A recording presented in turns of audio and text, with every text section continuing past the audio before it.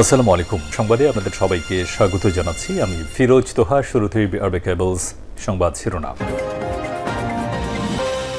বাংলাদেশের সর্বশেষ গুরুত্বপূর্ণ আপডেট সংবাদে আপনাকে স্বাগত। শুরুতে সংবাদ শিরোনাম, পরে বিস্তারিত।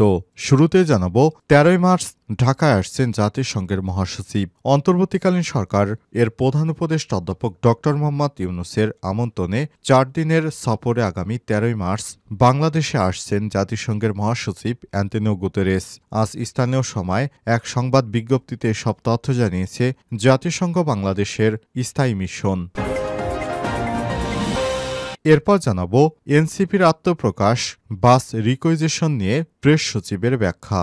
বৈষম্যবিরোধী ছাত্র আন্দোলনের অন্যতম নেতা নাহিদ ইসলাম ও আক্তার হোসেনের নেতৃত্বে গঠিত হয়েছে নতুন রাজনৈতিক দল জাতীয় নাগরিক পার্টি এনসিপি। শুক্রবার ঢাকায় এক অনুষ্ঠানের মাধ্যমে নতুন এই দলের 171 সদস্যের কমিটি ঘোষণা করা হয়। সেখানে সরকারি বাস নিয়ে আসার একটি অভিযোগ এসেছে। এ বিষয়ে গুরুত্বপূর্ণ সংবাদ জানাবো, সঙ্গেই থাকুন। এদিকে কন্টেন্ট ক্রিয়েটর কাফির গ্রেপ্তার নিয়ে যা জানা গেল। কিছুদিন আগে আগুনে পুড়ে গেল কন্টেন্ট ক্রিয়েটর নুরুজ্জামান কাফির বাড়ি। এরপর তার নামে বিভিন্ন সামাজিক যোগাযোগ মাধ্যমে একটি ভিডিও ছড়িয়ে পড়েছে।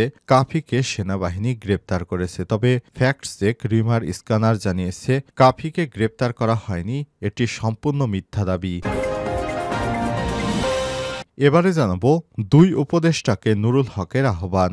বর্তমান অন্তর্বর্তীকালীন সরকারের নিরপেক্ষতা নিশ্চিতে 2 উপদেষ্টা সহ আসিফ মাহমুদ ও মাহফুজ আলম সরকারের প্রতিনিধিত্বকারী জাতীয় নাগরিক পার্টি এনসিপি সংশ্লিষ্ট ছাত্র প্রতিনিধিদের পদত্যাগের আহ্বান জানিয়েছে গণ অধিকার পরিষদের সভাপতি নুরুল হক নূর।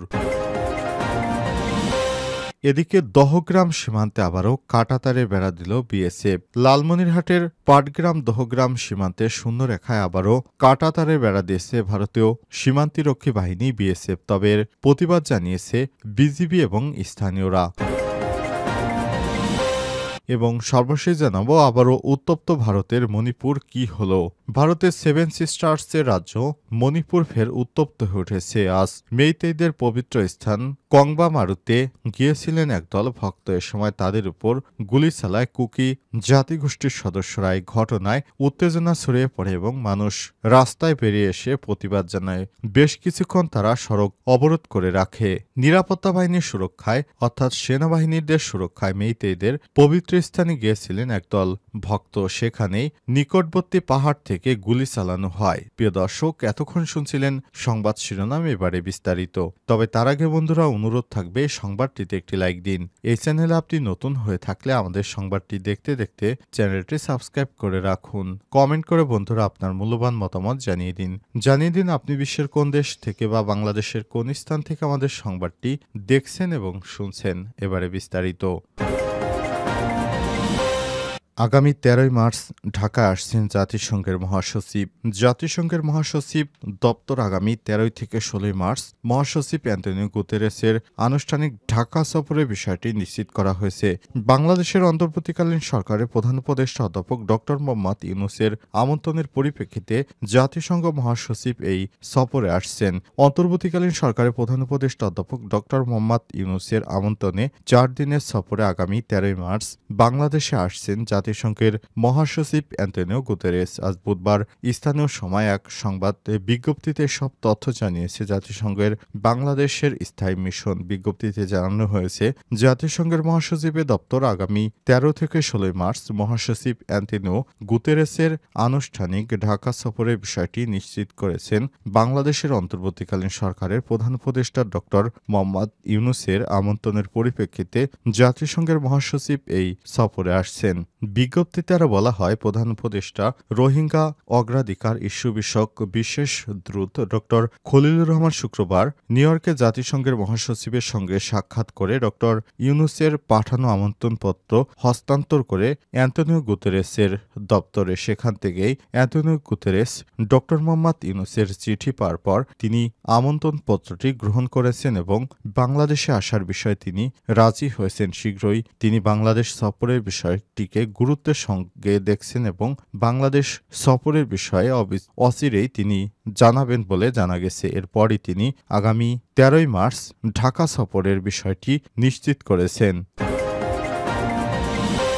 এনসিপির আত্মপ্রকাশ, বাস রিকুইজিশন নিয়ে প্রেস সচিবের ব্যাখ্যা।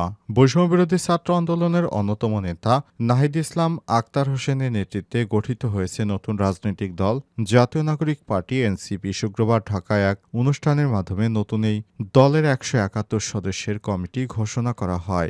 মানিক মিয়া অ্যাভিনিউয়ে অনুষ্ঠিত দলটির আত্মপ্রকাশ অনুষ্ঠানে সারা দেশ থেকে নেতাকর্মীরা যোগ দেন। বিভিন্ন জেলা থেকে বাসযোগে ঢাকায় আসেন দলটির নেতাকর্মীরা। তার মধ্যে পিরোজপুর জেলা থেকে আসা নেতাকর্মীরা সরকারিভাবে বাস রিকুইজিশনের মাধ্যমে ঢাকায় আসেন বলে সামাজিক যোগাযোগ মাধ্যমে অনেকেই অভিযোগ তুলেছেন।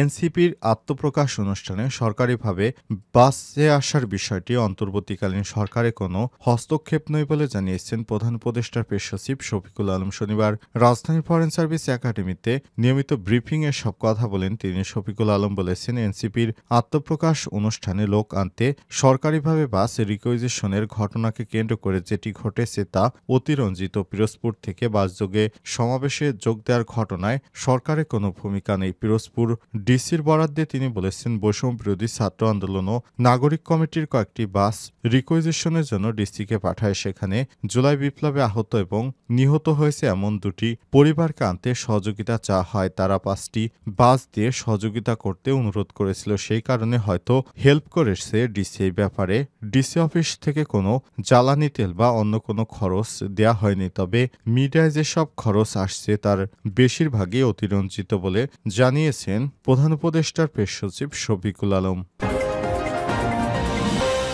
কন্টেন্ট ক্রিয়েটর কাফির গ্রেপ্তার নিয়ে যা জানা গেল। কিছুদিন আগে নিজের বাড়িতে আগুন দিয়ে পুড়িয়েছে কন্টেন্ট ক্রিয়েটর কাফি বলে একটি ভিডিও সামাজিক যোগাযোগ মাধ্যমে বিভিন্ন স্থান থেকে ভাইরাল করা হয়েছে, যেখানে বলা হয়েছে আলোচিত কন্টেন্ট ক্রিয়েটর কাফি তার নিজের বাড়ি আগুন দিয়ে পুড়িয়ে সেনাবাহিনীর হাতে ধরা খেয়েছে। তবে বাংলাদেশের ফ্যাক্ট চেক তথ্য যাচাইকারী প্রতিষ্ঠান রিমার স্ক্যানার জানিয়েছে, কাফির বিরুদ্ধে যে ভিডিওটি প্রচারিত হচ্ছে ভিডিওটি সম্পূর্ণ মিথ্যা এবং ভিত্তিহীন। কাফিকে সেনাবাহিনী কর্তৃক গ্রেপ্তার করা হয়নি, বরং কাফি তার আগের মতোই আছেন। শনিবার 1 মার্চ আন্তর্জাতিক স্বীকৃত বাংলাদেশে ফ্যাক্ট চেকিং বা তথ্য যাচাইকারী প্রতিষ্ঠান এই বিষয়টি জানিয়েছে। তাদের অনুসন্ধান থেকে জানা যায়, কন্টেন্ট ক্রিয়েটর নুরুজ্জামান কাফিকে যৌথ বাহিনীর অভিযানে গ্রেপ্তার করা হয়নি, বরং কোনো প্রকার তথ্য প্রমাণ ছাড়াই এই দাবিটি প্রচার করা হয়েছে। এর মধ্যে পাবলিক ইনসাইট নামের একটি ইউটিউব চ্যানেলে বিষয়টিকে নিয়ে একটি খবর প্রকাশ করা হয়েছে। আরেকটি সংবাদ মাধ্যম হচ্ছে সিনেমা ভাড়া। সেখানে কাফিকে সেনাবাহিনী গ্রেপ্তার করেছে বলে একটি ভিডিও প্রকাশ করা হয়েছে। তবে এই ভিডিওগুলো মিথ্যা এবং ভিত্তিহীন। কাফিকে গ্রেপ্তার করা হয়নি। এবার দুই উপদেষ্টাকে নুরুল হকের আহ্বান। বর্তমান অন্তর্বর্তীকালীন সরকারের নিরপেক্ষতা নিশ্চিতে দুইজন উপদেষ্টা আসিফ মাহমুদ ও মাহফুজ আলম সরকারের প্রতিনিধিত্বকারী জাতীয় নাগরিক পার্টি এনসিপির সংশ্লিষ্ট ছাত্র প্রতিনিধিদের পদত্যাগের আহ্বান জানিয়েছে গণ অধিকার পরিষদের সভাপতি নুরুল হক নূর। শনিবার 1 মার্চ বিজয়নগর আল রাজি কমপ্লেক্সে গণ অধিকার পরিষদের কেন্দ্রীয় কার্যালয়ে এক জরুরি সংবাদ সম্মেলনে আহ্বান জানান তিনি। সরকার গঠনের সমালোচনা করে নুরুল হক বলেন, ছাত্র জনতার জুলাই অভ্যুত্থানীদের দশকের ফ্যাসিবাদের পতনের মাধ্যমে রাষ্ট্র এবং আগামীর নতুন বাংলাদেশ বিনির্মাণে গণ অভ্যুত্থানের অংশীজনদের নিয়ে একটি অন্তর্ভুক্তিমূলক জাতীয় সরকার গঠনের জন আকাঙ্ক্ষা তৈরি হলেও দেশি বিদেশি অদৃশ্য ষড়যন্ত্রের কারণে সেটি সম্ভব হয়নি। একটি নির্দিষ্ট বলয়কেন্দ্রিক সরকার গঠিত হয়েছে। ডাকসুর সাবেক এই বিবি আরও বলেছেন, গণ অভ্যুত্থানকে কেন্দ্র করে জাতীয় ঐক্য তৈরি হয়েছিল, আজ তাতে ফাটল ধরেছে, বিভাজনের সৃষ্টি হয়েছে, যারা এই মুহূর্তে জাতির জন্য কোনোভাবেই কাম্য ছিল না। নতুন দলকে স্বাগত জানিয়ে তিনি বলেছেন, এই অবস্থায় সরকারের থাকা 3টা ছাত্র উপদেষ্টাদের মধ্যে একজনের পদত্যাগ করে একটি নতুন রাজনৈতিক দল গঠন করেছেন। তারুণের রাজনৈতিক দল হিসেবে গণ অধিকার পরিষদ রাজনীতিতে তরুণদের অংশগ্রহণের সব সময় উৎসাহিত করে নতুন দলকে স্বাগত জানান। গণ অভ্যুত্থানকে কেন্দ্র করে গুটি কয়েক ছাত্রনেতা সরকারের নিয়ন্ত্রণ থেকে প্রশাসনের বিভিন্ন জায়গায় অযাচিত হস্তক্ষেপ, সরকারি কর্মকর্তা কর্মচারী সহ জনগণের মধ্যে একটা অস্বস্তি তৈরি হয়েছে বলেও মন্তব্য করেছেন বিপি নূর।